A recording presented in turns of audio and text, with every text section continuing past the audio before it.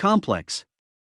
The Russian military suffered huge losses in both personnel and equipment during the ill-fated invasion of Ukraine.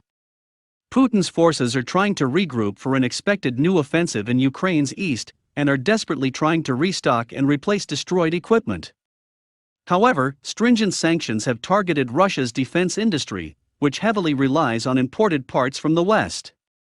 The latest weapon to be affected by the import embargo is the Buk air missile system, whose production has reportedly almost ground to a halt. Lesia Vasilenko, a Ukrainian MP, tweeted, "Sanctions work. Russia can no longer buy components for anti-air missile systems Buk and similar. Production levels fall close to zero. Eventually this will reduce attacks on Ukraine. But the sanctions must keep going." The Buk is a mobile, radar-guided surface-to-air missile system with a fearsome reputation. Western sanctions have also halted tank production at Russia's Uralvagonzavod in Nizhny Tagil. The company is the largest manufacturer of battle tanks in the world and is owned by the state corporation Rostec. Rostec's CEO is Sergei Kamazov, a former KGB agent and high-ranking general who befriended Putin when they both served in East Germany in the 1980s.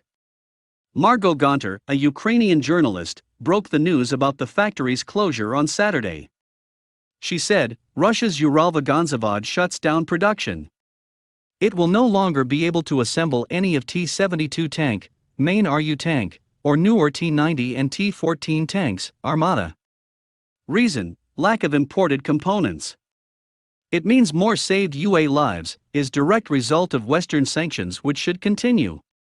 Russian forces have taken an absolute hammering in the face of fierce resistance from the Ukrainian army.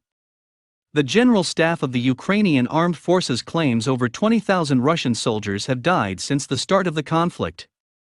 They also say they have destroyed more than 700 tanks, 165 planes, and 146 helicopters.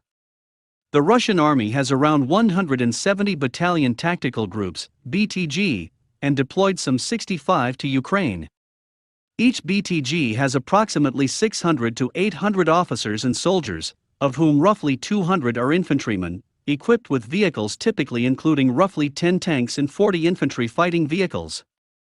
On Sunday, Russia stepped up its bombardment of Ukrainian cities, hitting Lviv in the west with a number of missiles.